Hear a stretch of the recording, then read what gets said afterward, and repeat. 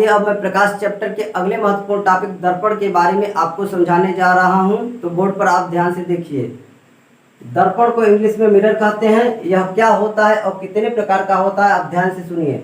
यह कांच का बना हुआ एक वस्तु है जो परावर्तन के नियम पर आधारित है। इसमें दो पृष्ठ होते हैं, एक परावर्तक पृष्ठ होता है, दूसरा पॉलिश किया गया पृष्ठ होता है। ओके बच्चों, तो ध्यान से सुनिए। परावर्तक पृष्ठ किसे कहते हैं? दर्पण का वह पृष्ठ जिस पर परावर्तन की घटना होती है उसे परावर्तक पृष्ठ कहते हैं। अर्थात प्रकाश किरण जिस पृष्ठ पर आपतित होती है और आपतन के पश्चात वह वापस लौट जाती है उसे परावर्तक पृष्ठ कहते हैं। ओके बच्चों, और उसके पीछे वाला पृष्ठ पॉलिश किया गया होता है। एक महत्वपूर्ण बात आप याद रखिए, दर्पण को पॉलिश क्यों किया जाता है? याद रखिए, कांच एक पारदर्शी पदार्थ होता है, प्रकाश किरण आर पार जा सकता है, तो इसीलिए प्रकाश किरण को आर पार जाने से रोकने के लिए पॉलिश किया जाता है ताकि परावर्तन की घटना को उसमें देखा जा सके। ओके बच्चों, आगे ध्यान दीजिए। दर्पण के प्रकार, टाइप्स ऑफ मिरर। यह मुख्य रूप से दो प्रकार के होते हैं। याद रखिए बच्चों, दर्पण मुख्य रूप से दो प्रकार के होते हैं। पहला समतल दर्पण होता है और दूसरा गोलीय दर्पण। ओके, दर्पण मुख्य रूप से दो प्रकार के होते हैं। पहला समतल दर्पण और दूसरा गोलीय दर्पण होता है। ओके बच्चों, समतल दर्पण को इंग्लिश में प्लेन मिरर कहते हैं और गोलीय दर्पण को इंग्लिश में स्फेरिकल मिरर कहते हैं। ओके बच्चों, आगे ध्यान दीजिए। गोलीय दर्पण आगे दो प्रकार का होता है। गोलीय दर्पण भी दो प्रकार का होता है। पहला अवतल दर्पण जिसे इंग्लिश में कॉन्केव मिरर कहते हैं, दूसरा उत्तल दर्पण जिसे इंग्लिश में कन्वेक्स मिरर कहते हैं। ओके बच्चों, तो आप याद रखिए दर्पण मुख्य रूप से दो प्रकार के होते हैं। पहला समतल दर्पण और दूसरा गोलीय दर्पण। गोलीय दर्पण भी दो प्रकार का होता है। पहला अवतल दर्पण जिसे इंग्लिश में कॉन्केव मिरर कहते हैं, दूसरा उत्तल दर्पण जिसे इंग्लिश में कॉन्वेक्स मिरर कहते हैं। ओके बच्चों, आगे ध्यान दीजिए। समतल दर्पण के बारे में मैं आपको समझाने जा रहा हूँ डिटेल में। समतल दर्पण प्लेन मिरर, याद रखिए इसका परावर्तक पृष्ठ समतल होता है, यानी वह दर्पण जिसका परावर्तक तल या परावर्तक पृष्ठ क्या होता है, समतल होता है, उसे समतल दर्पण कहते हैं। ओके बच्चों, अब समतल दर्पण का उपयोग आपसे कभी कभी पूछ लिया जाता है चेहरा देखने के लिए। जो आप घरों में शीशा यूज करते हैं वो क्या है, एक समतल दर्पण का ही एग्जाम्पल होता है। ओके बच्चों, सोलर कुकर में, पेरिस्कोप में, पेरिस्कोप याद रखिए, पेरिस्कोप पनडुब्बी जो होता है, बड़ी बड़ी जहाजें जो होती है, पनडुब्बी होता है, उसमें पेरिस्कोप लगाया जाता है समुद्र की घटनाओं पर नियंत्रण रखने के लिए, देखने के लिए। ओके बच्चों, तो याद रखिए समतल दर्पण के मुख्य तीन यूज आप याद रखिए। तो अब इसको नोट कर लीजिए, फिर मैं आपको समतल दर्पण से संबंधित महत्वपूर्ण बातें और समझाने जा रहा हूँ। समतल दर्पण से संबंधित मुख्य बातें। समतल दर्पण की फोकस दूरी अनंत होती है। समतल दर्पण की फोकस दूरी अनंत होती है, याद रखिए। समतल दर्पण का रेखीय आवर्धन एक होता है। समतल दर्पण का रेखीय आवर्धन हमेशा एक होता है। समतल दर्पण द्वारा हमेशा वस्तु के बराबर प्रतिबिंब बनता है। समतल दर्पण द्वारा किसी वस्तु का प्रतिबिंब वस्तु की लंबाई के बराबर बनता है। ओके बच्चों, समतल दर्पण द्वारा किसी वस्तु का प्रतिबिंब वस्तु की लंबाई के बराबर बनता है, याद रखिए। आगे ध्यान दीजिए। समतल दर्पण द्वारा हमेशा आभासी व सीधा प्रतिबिंब दर्पण के पीछे बनता है। समतल दर्पण द्वारा किसी वस्तु का प्रतिबिंब वस्तु की लंबाई के बराबर दर्पण के पीछे तथा आभासी व सीधा हमेशा बनता है, याद रखिए। समतल दर्पण से वस्तु की दूरी बराबर प्रतिबिंब की दूरी, अर्थात समतल दर्पण के पीछे उतनी ही दूरी पर वस्तु का प्रतिबिंब बनता है जितनी की दूरी पर वह दर्पण के सामने रखा होता है। समतल दर्पण के पीछे किसी वस्तु का प्रतिबिंब उतनी ही दूरी पर बनता है जितनी दूरी पर वह दर्पण के सामने रखा होता है। ओके बच्चों, आगे ध्यान दीजिए। समतल दर्पण में किसी वस्तु का पूरा प्रतिबिंब देखने के लिए दर्पण की ऊंचाई वस्तु की ऊंचाई का आधा होना चाहिए। समतल दर्पण में किसी वस्तु का पूरा प्रतिबिंब देखने के लिए दर्पण की ऊंचाई वस्तु की ऊंचाई का आधा होना चाहिए। ओके बच्चों, आगे ध्यान दीजिए।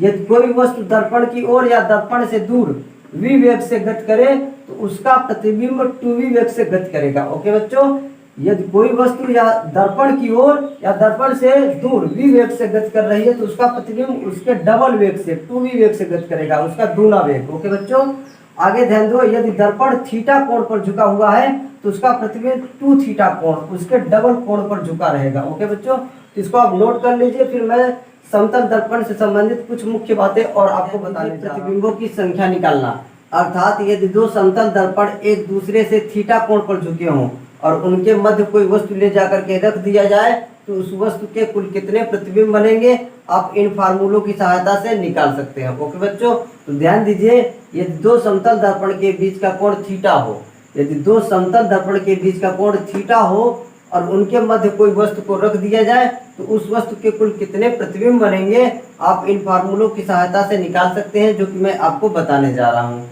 तो आप बोर्ड पर ध्यान से देखिए। पहली कंडीशन, सबसे पहले 360/थीटा का मान निकालेंगे यदि वह विषम संख्या प्राप्त हो। 360/थीटा का मान निकालेंगे। थीटा क्या है बच्चों? दोनों दर्पण के बीच का कोण। थीटा क्या है? दोनों दर्पण के बीच का कोण है। तो 360/थीटा का मान निकालेंगे यदि वह विषम संख्या है तथा वस्तु दर्पणों के बीच असममित रूप से रखी हो।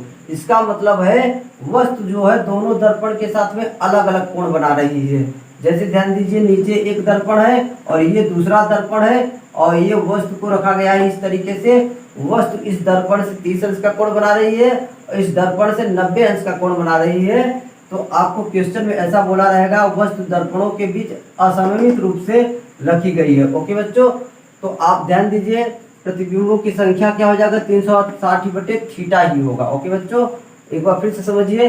सबसे पहले 360/थीटा का मान निकालेंगे यदि वह विषम संख्या आए और ऐसा बोला रहे तो प्रतिबिंबों की संख्या जो होगा 360/थीटा ही होगा। जैसे आप इस चित्र में ध्यान दीजिए, वस्तु जो है दर्पणों के बीच में असममित रूप से रखी गई है, अर्थात वस्तु दोनों दर्पण से अलग अलग कोण बना रही है। इसके साथ 30 अंश का कोण बना रही है और इसके साथ 90 अंश का कोण बना रही है। तो ध्यान दीजिए, थीटा का मान क्या हो गया? 120 अंश हो गया। थीटा का मान क्या हो गया? 120 अंश। थीटा क्या है बच्चों? मैंने जैसा कि बताया, थीटा दोनों दर्पण के बीच का कोण है। तो दोनों दर्पण के बीच का कोण 90 30 कितना हो गया? 120 अंश हो गया। तो आप 360/थीटा का मान सबसे निकालेंगे। तो 360/थीटा का मान, थीटा का मान 120, तो इसको हल करने पर कितना आया? 3 आया। ओके बच्चों, तो अर्थात प्रतिबिंबों की संख्या भी कितनी होंगी? 3 होंगी। इस वस्तु के कुल कितने प्रतिबिंब प्राप्त होंगे? आपको 3 प्रतिबिंब प्राप्त होंगे। ओके बच्चों, तो आप इस पहली कंडीशन को समझ पाए। अब दूसरी कंडीशन को समझिए।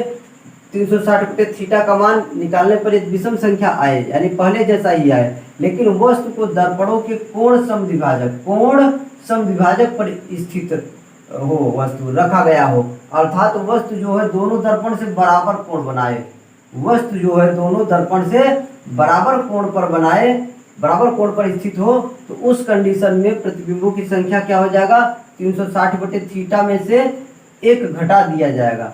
पहले 360/थीटा को हल करेंगे, जितना आएगा उसमें से 1 आप घटा देंगे। ओके बच्चों, लेकिन आप कंडीशन याद रखिए, दर्पण के कोण समद्विभाजक पर वस्तु को रखा गया हो। उसका मतलब वस्तु जो है दोनों दर्पण से बराबर अंश के कोण पर झुकी हो। देखिए, इस दर्पण से भी 60 अंश का कोण बना रही है वस्तु और बीचों बीच जो रखी गई है, और इस दर्पण से भी 60 अंश का कोण बना रही है।